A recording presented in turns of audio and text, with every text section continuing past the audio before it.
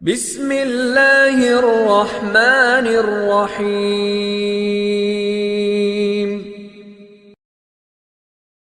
بسم اللہ الرحمن الرحیم الحمد للہ وکفا والصلاة والسلام علی سیدنا المصطفى وعلى آلہ الطیبین الطاہرین الاولیاء وعلى آلہ واصحابہ واہل بیتہ ورفقاء اما بعد فاعوذ باللہ السمیع العلیم من الشیطان الرجیم بسم اللہ الرحمن الرحیم الذین یؤمنون بالغیب ویقیمون الصلاة ومما رزقناہم ينفقون آمنت باللہ صدق اللہ مولانا العظیم ان اللہ وملائکتہ یصلون علی النبی یا ایہا الذین آمنوا صلوا علیہ وسلموا تسلیما الصلاة والسلام علیک یا سیدی یا رسول اللہ الصلاة والسلام علیک یا سیدی یا حبیب اللہ الصلاة والسلام علیک یا سیدی یا شفیع المذنبین وعلی آلک واصحابک یا سیدی یا رحمت للعالمین۔ انتہائی واجب الاحترام ذوی الاحتشام احباب ذی وقار، رب ذوالجلال کا احسان عظیم جس مالک کائنات نے اپنے فضل کرم اور نبی پاک صلی اللہ علیہ وآلہ وسلم کی نگاہ عنایت سے آج ہم سب کو چوتھے رمضان المبارک کی چوتھے روزے کی سحری اور نماز فجر باجماعت ادا کرنے کی توفیق عطا کی۔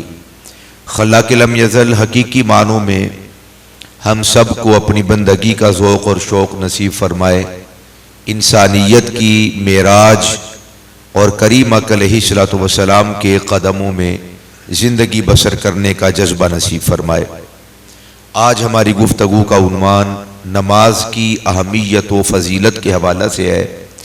خلاق لم یزل حقیقی معنوں میں اپنی بارگاہ میں سجدہ ریز ہونے کی توفیق نصیب فرمائے، سجدوں کی لذتیں اور کیفیات ہم سب کو اور ہماری اولاد اور نسلوں کا مقدر فرمائے۔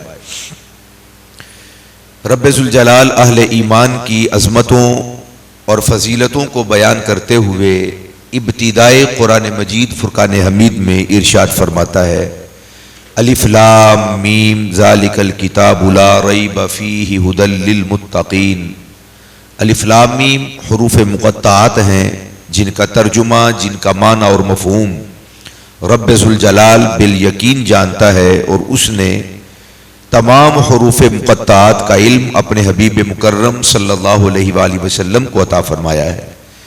ذالک الکتاب، یہ وہ بلند رتبہ کتاب ہے، لا ریب فیہ، جس میں شک کی گنجائش نہیں، ھدی للمتقین، پرہیزگاروں کے لیے ہدایت ہے۔ الذین یؤمنون بالغیب، اب وہ جن کے لیے ہدایت مقدر کر دی گئی اور فرض کر دی گئی ہے ان کا ذکر ہو رہا ہے۔ فرمایا وہ متقین، وہ پرہیزگار، وہ رب کے محبوب اور مقرب وہ لوگ ہیں جو غیب پر ایمان رکھتے ہیں۔ رب ذوالجلال کی ذات بھی غیب ہے، جنت اور جہنم غیب ہے، قبر کے احوال، برزخ کے احوال، قیامت کے احوال، یہ سب غیوبات میں سے ہیں، اور اہل ایمان اسی طرح ایمان رکھتے ہیں جس طرح وہ رب ذوالجلال کی ذات پہ ایمان رکھتے ہیں۔ فرمایا الذین یؤمنون بالغیب، مومن وہ ہے جو غیوب پر ایمان رکھتا ہے، ویقیمون الصلاۃ، اور مومن وہ ہے جو نماز کو قائم کرتا ہے، ومما رزقناہم ينفقون، اور اس میں سے جو ہم نے انہیں دیا وہ خرچ کرتے ہیں۔ خلاق لم یزل نے ابتدا کے اندر ہی مؤمنین کی علامات اور صفات کو بیان کیا ہے۔ ایمان کو اگر وجود دیا جاتا یا وجود دیا جائے تو یہ ایک مکان کی طرح ایمان ہوتا، کیونکہ ایمان ایک صفت ہے اور صفات کا وجود نہیں ہوتا. حافظ قرآن ایک ذات ہے مگر جو اس کا حفظ ہے اس کا کوئی وجود نہیں ہے. وہ اس کی ایک علامت ہے, اس کی ایک صفت ہے, اور صفات نظر نہیں آتی, صفات کا اپنا وجود نہیں ہوتا. اگر ایمان جو کہ ایک صفت ہے اسے وجود دیا جائے تو یہ ایک کمرے یا ایک گھر کی مانند بن جائے, اور گھر یا چھت اس وقت تک قائم نہیں ہوتی اور نہیں رہتی جب تک کہ اس کے ستون نہ بنائے جائے اور اسے کسی چیز سے سپورٹ نہ دی جائے. اگر دیواریں ہوں گی ستون ہوگا, چھت قائم ہوگا.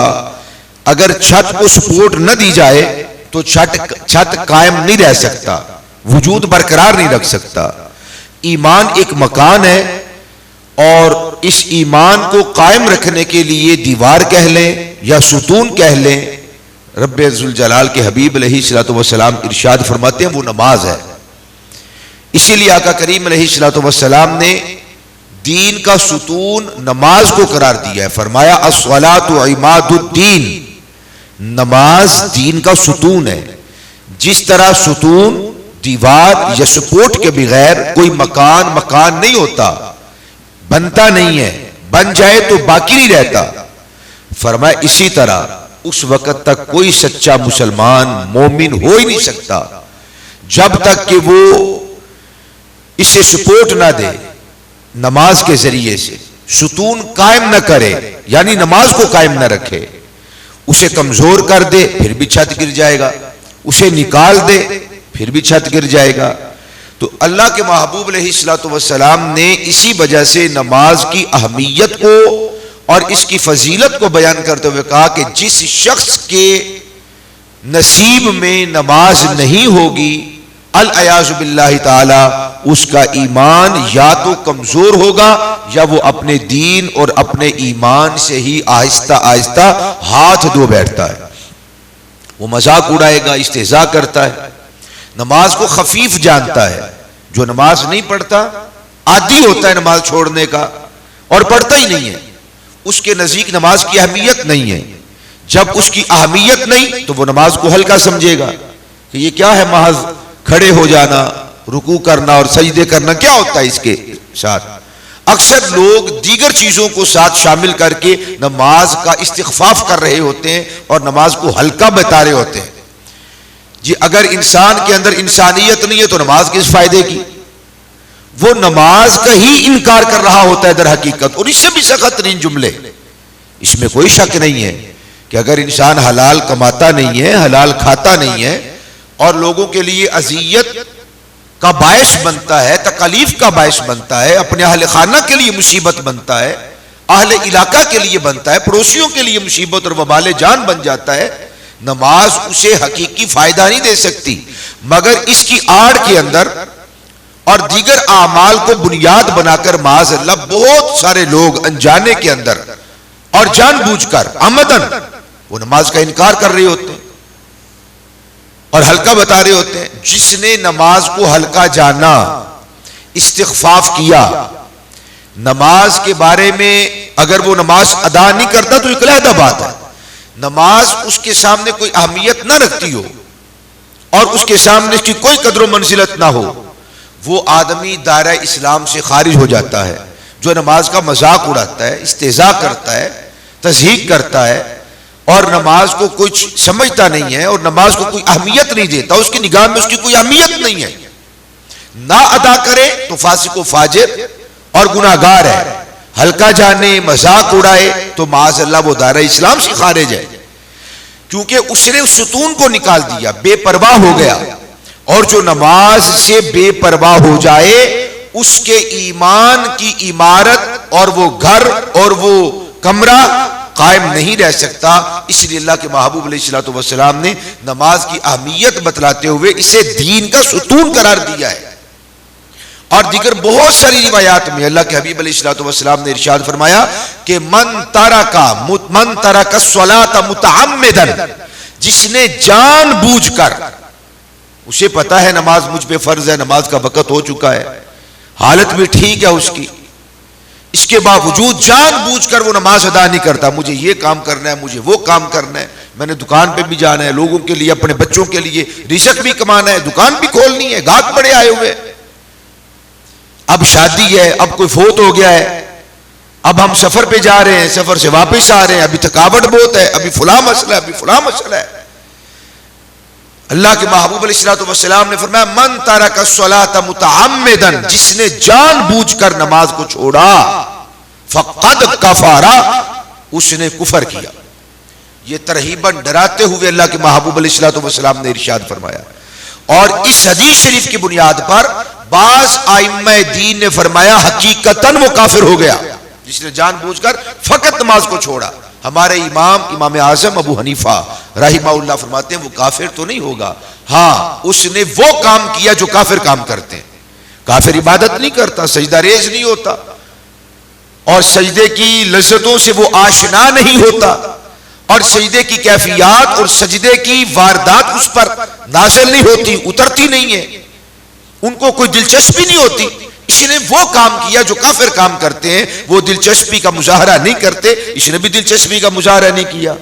وہ اس کے دربار میں جھکتے نہیں ہیں، اس نے بھی آج جھکنے سے انکار کر دیا عملاً، اگرچہ ایمان ہے کہ نماز پڑھنی چاہیے مگر وہ ادا نہیں کرتا۔ تو یا تو وہ کافر ہو گیا، لیکن اس بات میں تو شک کی گنجائش نہیں کہ آج اس نے وہ کام کیا جو کافر کام کرتے ہیں کہ وہ بھی نماز ادا نہیں کرتے، یہ بھی نماز ادا نہیں کر رہا۔ اس نے کفران نعمت کیا۔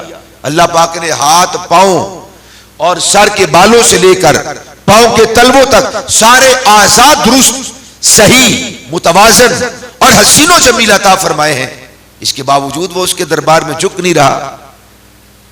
تو فرمایا کہ فقد کفر، اس نے کفر کیا یا اس نے کفران نعمت کیا۔ اس کے دونوں معنی موجود ہیں۔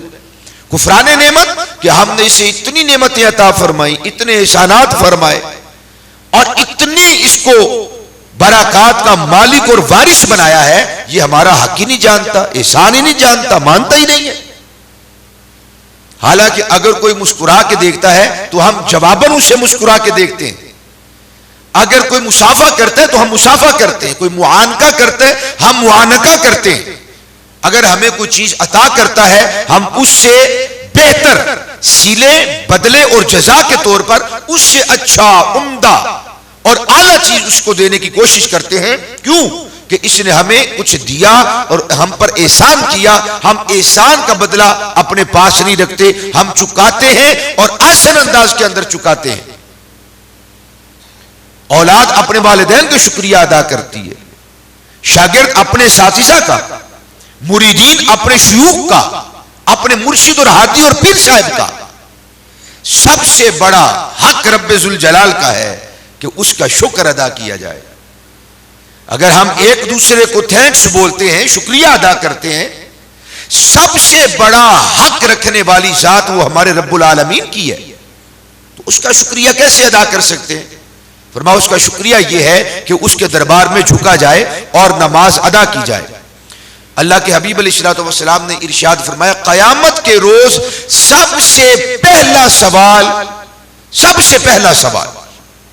سوالات تو بہت ہوں گے، حساب کتاب تو بڑا لمبا چوڑا ہوگا، 50,000 سال کا ایک دن ہوگا، اور پتہ نہیں کتنے دن وہاں پر گزارنے ہوں گے۔ یہ تو ایک دن کی کیفیت بیان کی ہے نا، ایسا نہیں کہ صرف ایک دن، نہ جانے کتنے دن۔ 50,000 سال کا ایک دن ہوگا، جتنے ہم 50,000 سال گزارتے ہیں۔ ابھی دنیا کو بنے ہوئے 50,000 سال نہیں ہوئے، ایک لمبا چوڑا عرصہ اور وقت میدان حشر کے اندر ہم موجود ہوں گے، اور محشر کی وہ سختیاں اس کو اللہ نہ کرے کہ ہم جھیل رہے ہوں۔ اللہ تعالی ہمیں اپنی رحمت اور کریم علیہ الصلوۃ والسلام کی شفاعت سے بلا حساب ہماری بخشش و مغفرت فرمائے۔ فرمایا لیکن پہلا جو سوال ہوگا کیا ہوگا؟ اتنے سوالات، اتنے حقوق، اتنے معاملات، مگر ان تمام حقوق اور تمام معاملات میں سب سے پہلا سوال جو پوچھا جائے گا وہ نماز کے بارے میں پوچھا جائے گا۔ یہ اس کی اہمیت ہے اور نماز کی اس کے اندر فضیلت ہے۔ اسی لیے اللہ کے حبیب علیہ السلام فرماتے ہیں اول ما یحاسب به العبد یوم القیامت الصلاۃ، فرمایا قیامت کے دن بندہ مومن سے سب سے پہلا سوال ہوگا بتاؤ نماز ادا کی تھی یا نماز ادا نہیں کی تھی؟ ہم نے تمہیں مال دیا تھا، دولت دی تھی، جائیداد دی تھی، گھر دیا، اولاد دی، بیوی بچے دیے، ماں باپ دیے، اور تمہیں بے شمار چیزوں سے تمہیں بے نیاز کر دیا تھا، اور اللہ تعالیٰ تمہیں امن دیا تھا، سکون دیا تھا، چین دیا تھا، عافیت دی تھی، سلامتی عطا کی تھی، صحت و توانائی عطا کی تھی، بے شمار نعمتیں اور احسانات تم پر کیے تھے. یہ بتاؤ کیا تم نے نماز ادا کی تھی؟ کیا تم نے زندگی کے اندر مؤذن کی آواز کو سنا تھا؟ اور مؤذن کی آواز کو سن کر اس کی پکار، اس کی ندا اور اس کے بلاوے کا جواب بھی دیا تھا تم نے؟ پہلا سوال یہ ہوگا، اول ما یحاسب به العبد یوم القیامت الصلاۃ. پہلا سوال ہوگا نماز کے بارے میں. پھر اسی طرح نمازیوں سے سوال ہوگا. توفیق میں نے تمہیں عطا کی اپنے دربار میں آنے کی، جھکنے کی، کیا تم نے سلیقہ بھی اختیار کیا تھا؟ جیسے میرے حبیب لبیب صلی اللہ علیہ وسلم نے نماز کو ادا کیا ہے، کیا تم نے یوں نماز ادا کی تھی؟ جیسے انہوں نے ارشاد فرمایا تھا کہ یوں نماز پڑھو جیسے مجھے نماز پڑھتے ہوئے دیکھتے ہو، یا بعد میں تم محدثین اور علماء سے سماعت کرتے ہو، میری طرح نماز ادا کرنا، کیا تم نے اس طرح نماز ادا کی تھی؟ یا مصیبت پڑ جاتی تھی، وبال جان وبال کے اندر آ جاتی تھی، کس طرح تم نماز ادا کرتے تھے؟ سب سے پہلا سوال ہوگا بے نمازیوں سے بھی اور نمازیوں سے بھی. بے نمازیوں سے کیا تم نے نماز پڑھی تھی؟ اور نمازیوں سے پڑھی تھی تو کیسے پڑھی تھی؟ کیا حساب کتاب میں لگے رہے تھے؟ سیر و تفریح کے اندر لگے رہے تھے؟ اپنے معاملات کو حل کرتے رہے تھے نماز کے اندر؟ کیا نماز کی کبھی چاشنی بھی اور لذت نصیب ہوئی تھی؟ جب تم نے کہا تھا الحمدللہ رب العالمین، کیا تمہیں رب العالمین کی ربوبیت کی طرف تمہاری توجہ بھی کبھی گئی تھی؟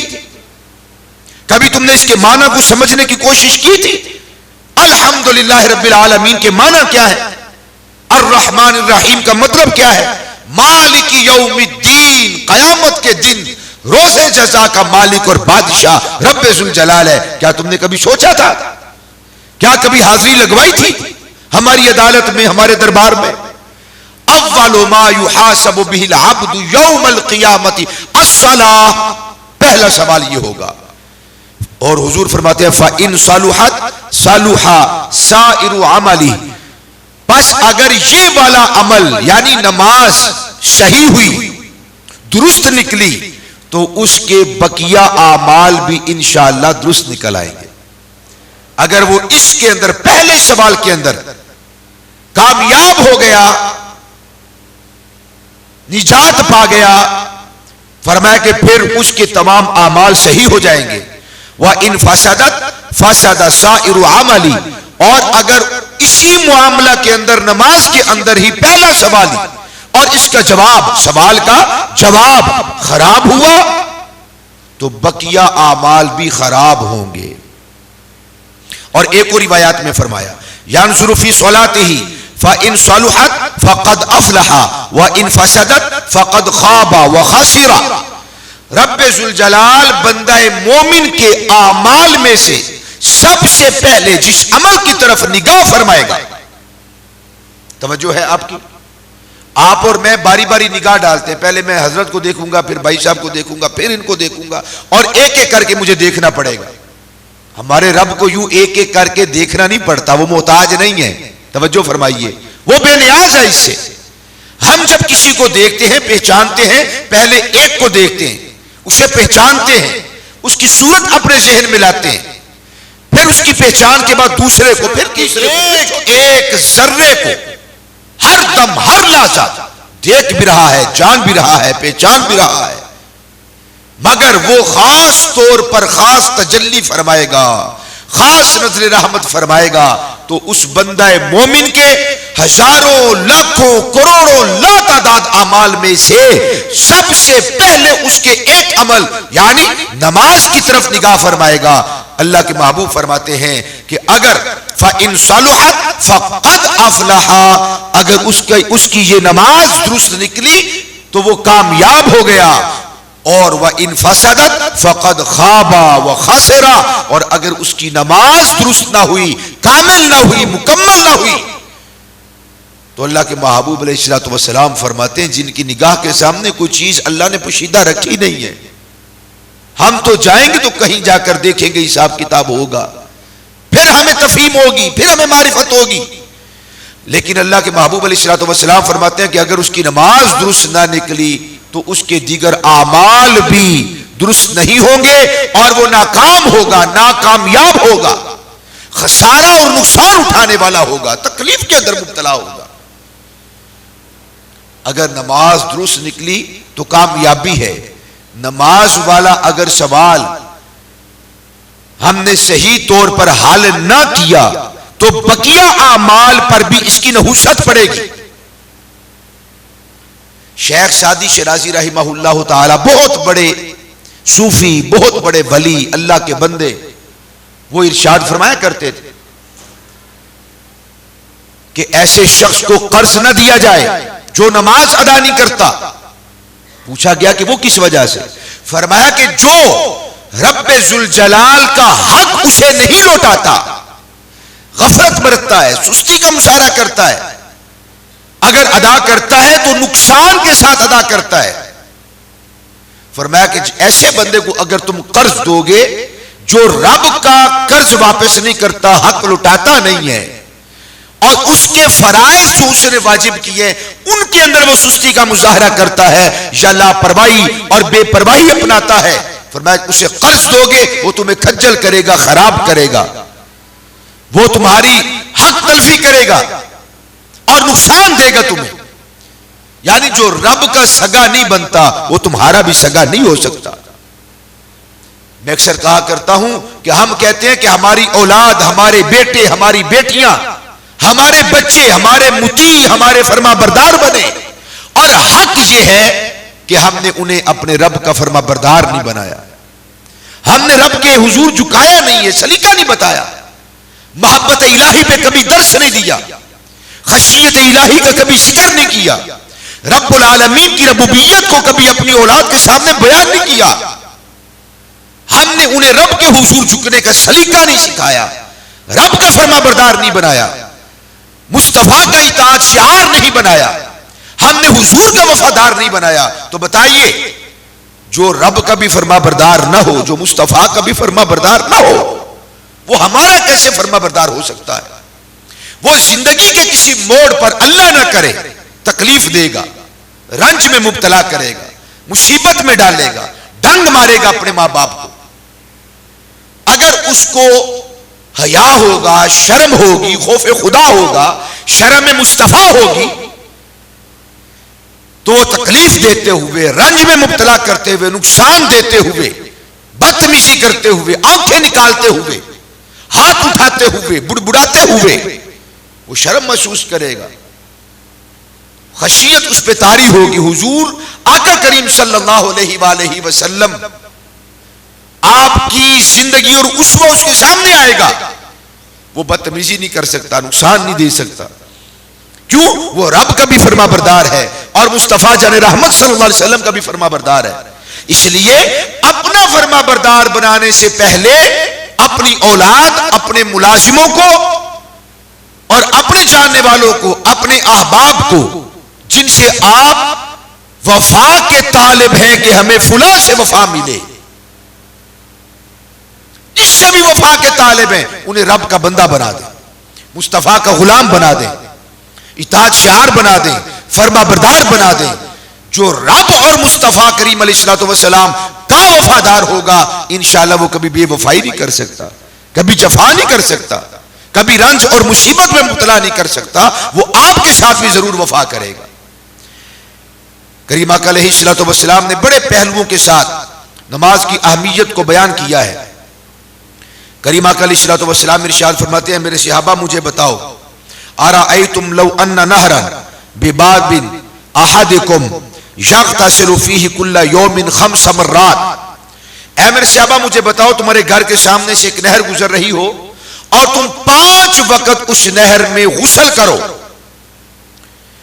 هل يبقى من درنه شيء، کیا تمہارے جسم پر کوئی میل کچیل باقی رہے گا؟ جو بندہ 5 وقت نہاتا ہے، 5 وقت غسل کرتا ہے، کیا اس کے جسم سے تعفن آئے گا؟ بدبو پیدا ہوگی؟ اس کا تو پسینہ بھی خوشبودار ہو جائے گا۔ جو 5 وقت میں صحیح معنوں میں نہاتا ہے، غسل کرتا ہے، نفاست اور لطافت یقیناً اس کے جسم کے اندر پیدا ہوگی۔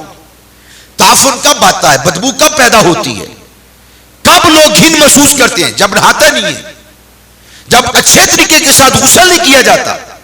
فرمایا کیا اگر تم اچھے طریقے کے ساتھ 5 دفعہ غسل کرو، کیا تمہارے وجود پر کوئی میل کچیل، کوئی ایسا کوئی اثر باقی رہے گا؟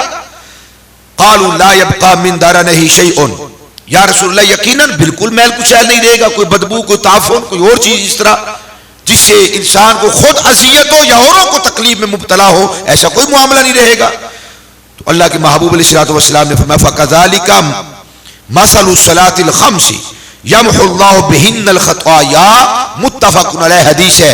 فرمایا پھر جان رکھو بالیقین جو بندہ 5 وقت رب کے دربار میں جھکتا ہے، اللہ سبحانہ و تعالی ان نمازوں کے فیض سے اس بندے کے سارے گناہوں کو مٹا دیتا ہے۔ ذرا غور کیجئے، ہم نہائیں گے تو میل کچیل کون دور کرے گا؟ ہم کریں گے۔ ہم نہائیں گے تو میل بھی ہم دور کریں گے، لیکن ادھر فرمایا نماز تم ادا کرو گے، یمحو اللہ بہن الخطایا، اللہ سبحانہ و تعالی ان نمازوں کے فیض سے تمہارے گناہوں کو مٹا دے گا۔ پھر تم میل کچیل خود نہیں دور کرو گے، رب دور کرے گا۔ ایک ہے بندے کا دور کرنا اور ایک ہے رب کا دور کرنا۔ بندہ اگر میل کچیل کو دور کرے، کوئی کمی، کوئی کوتاہی ہو سکتی ہے، پھر بھی نہانے کے باوجود بھی کوئی کمی رہ سکتی ہے، کوئی کمی رہ سکتی ہے، مگر جب رب پاک کرتا ہے تو پھر کوئی کمی نہیں رہتی۔ پھر رب ذوالجلال پاک کرنے کا حق ادا کر دیتا ہے۔ فرمایا تم 5 وقت نماز ادا کرو گے تو میرا رب تمہیں گناہوں سے آزاد فرمائے گا۔ عبداللہ ابن مسعود کہتے ہیں رسول اللہ صلی اللہ علیہ وسلم نے فرمایا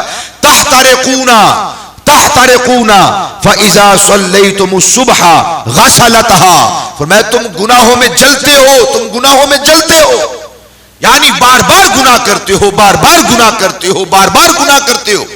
ہاں حضور فرماتے ہیں جب تم فجر کی نماز ادا کر لیتے ہو تو فجر کی نماز تمہارے ان گناہوں کو دھو ڈالتی ہے۔ ثم تحترقون فاذا صلیتم الظہر غسلتها، فرمایا پھر فجر سے لے کے ظہر تک پھر تم سے گناہ ہو جاتے ہیں، پھر تم سے گناہ ہو جاتے ہیں، تم گناہوں میں جلتے ہو، تم گناہوں میں جلتے ہو۔ لیکن جب کوئی بندہ مومن نماز ظہر ادا کرتا ہے غسلتها، تو نماز ظہر ان گناہوں کو دھو ڈالتی ہے۔ ثم تحترقون فاذا صلیتم العصر غسلتها، ثم تحترقون فاذا صلیتم المغرب غسلتها، ثم تحترقون فاذا صلیتم العشاء غسلتها۔ فرمایا پھر زور سے لے کے عصر تک، عصر سے لے کے مغرب تک، مغرب سے لے کے عشاء تک پھر تم سے گناہ ہوتے ہیں، پھر تم سے گناہ ہوتے ہیں، پھر تم سے گناہ ہوتے ہیں، پھر تم عصر پڑھتے ہو، عصر تمہارے گناہوں کو دھو ڈالتی ہے، پھر مغرب ادا کرتے ہو، درمیانی گناہوں کو یہ نماز دھو ڈالتی ہے، نماز کے بعد پھر تم سے گناہ سرزد ہو جاتا ہے عشاء تک، تم عشاء ادا کرتے ہو، یہ عشاء کی نماز درمیان والے سارے گناہوں کو دھو ڈالتی ہے۔ اللہ کے محبوب فرماتے ہیں ثم تنامون فلا یکتب علیکم حتی تستیقظوا، فرمایا پھر تم سو جاتے ہو اور حال یہ ہوتا ہے کہ تمہارے نامہ اعمال میں ایک بھی گناہ باقی نہیں رہتا۔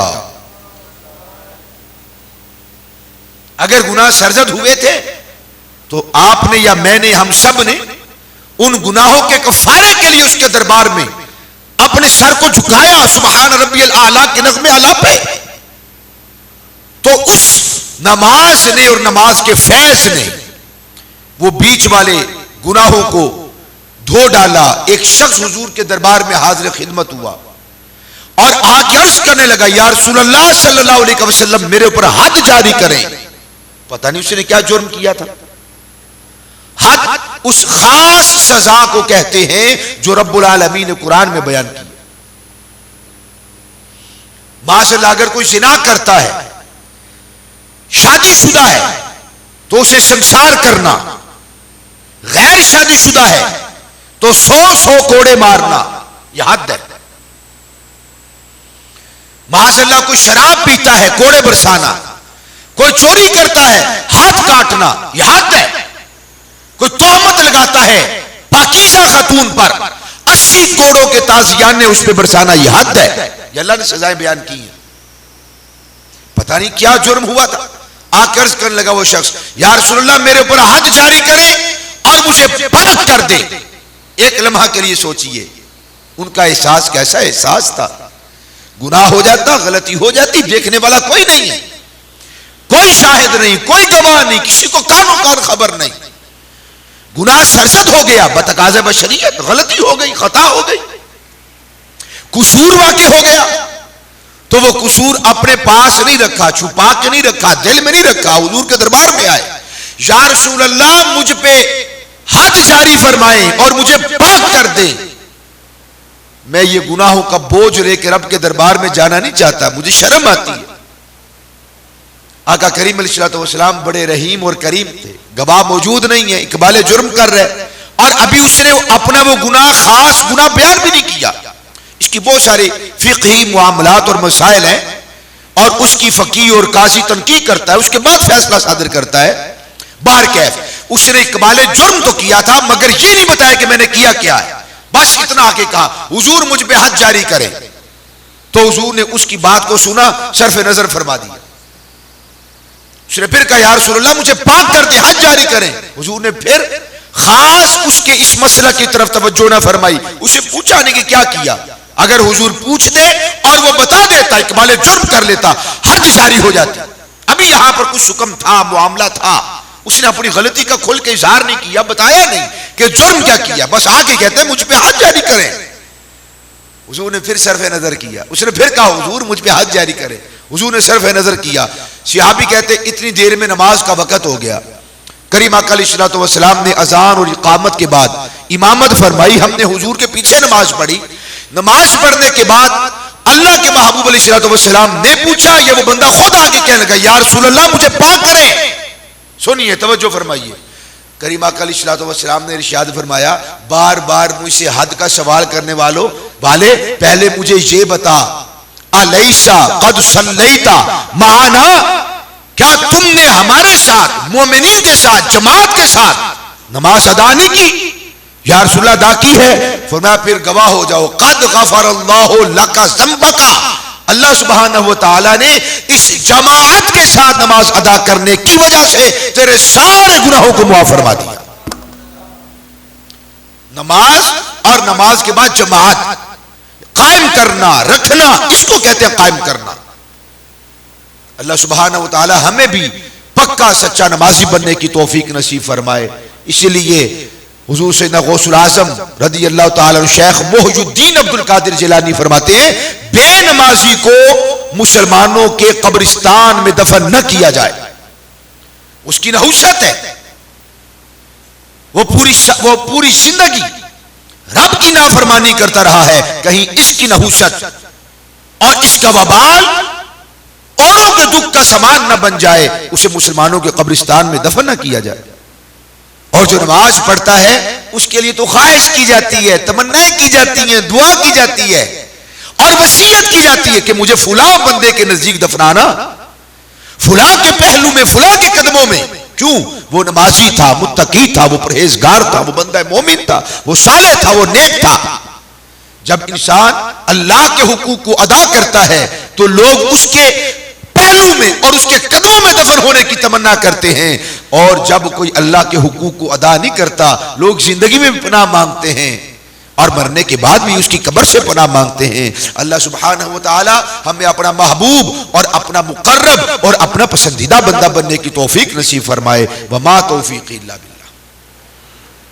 کچھ دوست جمعے کا روز ہے, سفر پہ ہیں, تو وہ انہوں نے جمعہ پڑھنا ہے تو ٹائم جمعے کا بھی آخری ہو گیا تقریباً 2:45 کا.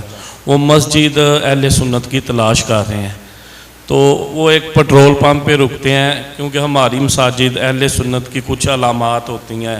اہل سنت کی درود و سلام لکھا ہوتا ہے یا اللہ یا رسول. وہ ادھر ہم دیکھتے ہیں درود شریف لکھا ہے. تو جب ہم مسجد میں انٹر ہوتے ہیں خطبہ شروع ہے, خطبے میں شامل ہو جاتے ہیں, جماعت بھی پڑھ لیتے ہیں, لیکن بعد میں جو امام صاحب یا وہ خطیب ہیں ان کے حالات بدعقیدگی والے لگتے ہیں. آیا کہ جمعہ ہو گیا کہ نہیں ہو؟ یاد رکھیے کہ یہ بہت اہم مسئلہ ہے, بد عقیدہ بد مذہب.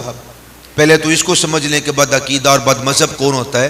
بد عقیدہ یا بد مذہب وہ شخص ہوتا ہے کہ جو رسول پاک صلی اللہ علیہ وسلم کا کلمہ پڑھتا ہے, اسلام کا اعلان کرتا ہے, خود کو مسلمان کہلاتا ہے, مانتا ہے کہ میں مسلمان ہوں, لیکن وہ معاملات اور مسائل کہ جو انسان کے دین اور ایمان کی محافظت کرتے ہیں اور خوش عقیدگی کا باعث ہوتے ہیں, ان کے اندر اس معاملہ کے اندر یا اس کی فکر کے اندر وہ کمی کوئی کجی ہوتی ہے تو ایسا شخص بد عقیدہ اور بد مذہب ہوتا ہے.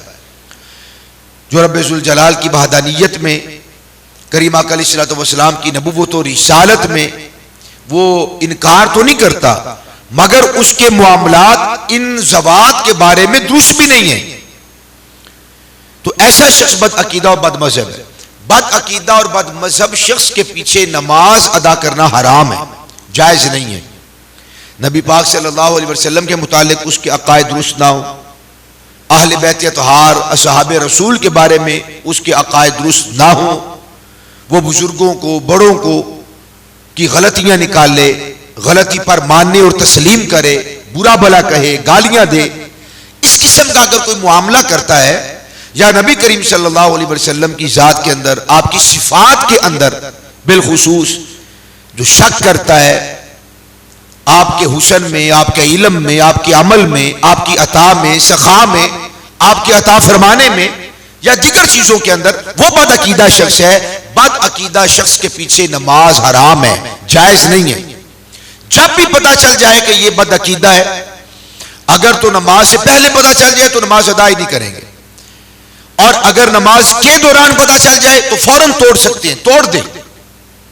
اور اگر نماز کے بعد پتہ چلا اور نماز ادا کر لی اور وقت موجود ہے, لیکن جب شروع کی تھی تو یقین یہ تھا, غور و فکر کیا کہ یہ کوئی اچھا آدمی ہے, مسلمان ہے, حضور کا غلام ہے, اصحاب رسول کا ماننے والا ہے, اہل بیت کا ماننے والا ہے, اس کے عقیدے بالکل صحیح ہے اور درست ہے, یہ سوچ کر اگر اس کے پیچھے نماز ادا کرنا شروع کی تھی اور نماز پڑھ لی تو انشاءاللہ ہو جائے گی.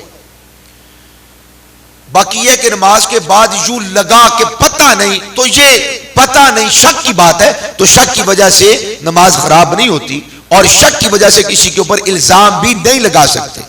اگر یقین ہو جائے کہ یہ بد عقیدہ ہے تو نماز دوبارہ پڑھیں گے, دوبارہ پڑھنا لازم ہے اس پر. مقامی بندہ ہے, جمعہ ہے, آیا کہ اس کو جمعہ مل گیا ہے یا نہیں, تو دوسرا خطبہ شروع ہے, بندہ وضو کر کے آیا, وہ آگے صاف پہ آگے بیٹھے یا جہاں جگہ ملے وہیں بیٹھ گئے.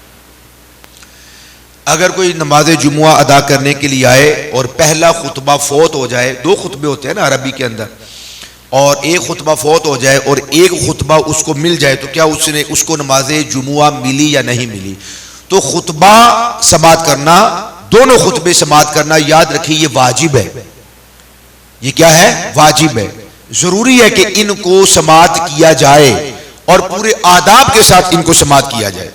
اگر کسی شخص نے ایک خطبہ یا دونوں خطبے سماعت نہ کیے لیکن نماز جمعہ کے اندر شامل ہو گیا, اگرچہ تشہد یوم یقوم الحساب پڑھنے اور سلام پھیرنے سے پہلے امام صاحب کے سلام پھیرنے سے پہلے اگر کوئی مقتدی امام کے ساتھ شامل ہو گیا تو نماز جمعہ اسے مل گیا. ہاں ظاہر ہے کہ یہ فعل آپ جانتے ہیں کہ مستحسن نہیں ہے, بہتر نہیں ہے, اچھا نہیں ہے. باقی رہا کہ جب وہ جمعہ کے لیے آئے تو کہاں پر بیٹھے, پھلانگنا نہیں چاہیے, جہاں پر اسے جگہ ملے وہیں پر بیٹھ جائے, چونکہ خطبہ سننا واجب ہے. اگر ہم ان کو پھلانگ کر جائیں گے خود بھی ڈسٹرب ہوں گے اور ان کی بھی توجہ دائیں بائیں کریں گے اور وہ یکسوئی نہیں رہے گی, جب یکسوئی رہے گی تو وہ جو واجب تھا کامل طریقے سے ادا نہیں ہوگا تو ہم معاذ اللہ خلل کا باعث بنیں گے. اس لیے ضروری یہ ہے کہ جب خطبات شروع ہو جائیں جہاں پر پھر جگہ ملے وہیں پر بیٹھ جائیں اور ان کو پھلانگا نہ جائے. ہاں جب خطبہ ختم ہو جائے پھر صفیں درست کروائی جاتی ہیں, اس وقت صفوں کو درست کرنا یہ واجب ہے. اللہ تعالیٰ عمل کی توفیق نصیب فرمائے. آمین. اللہم صلی علی سیدنا و مولانا محمد معدن الجود والکرم منبع العلم والحلم وبارک وسلم وصلو علیہ. اللہم انا نسألک العفو والعافیت والمعافات الدائمت فی الدین والدنیا والآخرہ. رب اغفر وارحم وانت خیر الراحمین. یا حی یا قیوم برحمتک استغیث. لا الہ الا انت سبحانک انی کنت من الظالمین. یا الہ العالمین یا ارحم الراحمین. مصطفیٰ جان رحمت صلی اللہ علیہ وآلہ وسلم کے صدقہ طفیل ہم سب کی حاضری کو شرف قبولیت عطا فرما. یا الہ العالمین اپنی بارگاہ میں جھکنے کا سلیقہ نصیب فرما, عبادات کا ذوق اور شوق نصیب فرما. یا الہ العالمین اپنی رحمتوں کی واردات اور ہمارے قلوب پر اس کا نزول فرما. یا الہ العالمین یا ارحم الراحمین ہمیں اپنی بندگی کی لگن نصیب فرما. کریم آقا علیہ السلام کی اطاعت و فرما برداری کی توفیق نصیب فرما. یا الہ العالمین ہم سب کو اسلام کے اندر پورے کا پورا داخل ہونے کی توفیق نصیب فرما. ہمیں اپنے فرما بردار مطیع اور فرما بردار بندوں میں ہمارا شاملہ فرما. ہماری اولاد اور نسلوں کے حق میں بھی یہ دعائیں قبول و منظور فرما. یا الہ العالمین یا ارحم الراحمین ہمارے بیماروں کو صحت و توانائی نصیب فرما, شفائے کاملہ و عاجلہ عطا فرما. ہم سب کے فوشدگان غلامان مصطفیٰ کی بخشش و مغفرت فرما, سب کے درجات کو بلند تر فرما. یا الہ العالمین اس مسجد کے فیض کو اور زیادہ وسعتیں عطا فرما. ہمارے جتنے دوست احباب بزرگ جوان بچے موجود اور حاضر ہیں اور پردے میں جتنی ہماری بہنیں ہماری بیٹیاں موجود ہیں اور انٹرنیٹ کے ذریعے سے آج جب بھی ہمیں سماعت کریں, یا الہ العالمین جو تیرے دین کے طالب ہیں اے میرے مالک سب کی خیر فرما, سب کو دین و دنیا کی سعادات اور برکات سے مالا مال فرما. اے اللہ ہم سب کو نیکیوں کی توفیقات نصیب فرما, مشکلات سے نجات عطا فرما. یا الہ العالمین بلاؤں سے وباؤں سے امتحانات اور آزمائشوں سے ہمیشہ ہم سب کی حفاظت فرما. حلال رزق کی وسعتیں نصیب فرما, حرام لقمے سے ہمیشہ محفوظ فرما. اللہم نور قلوبنا بالقرآن العظیم وزین اخلاقنا بالقرآن العظیم وادخلنا الجنت بالقرآن العظیم ونجنا من النار بالقرآن العظیم واجعله لنا اماما ونورا وهدى ورحمة للعالمین. اللهم اشفینا یا شافی الامراض وافوض امری الى اللہ ان اللہ بصیر بالعباد. فصلی اللہ تعالی علی خیر خلقہ سیدنا ومولانا محمد وعلی آلہ واصحابہ اجمعین برحمتک یا ارحم الراحمین. لا الہ الا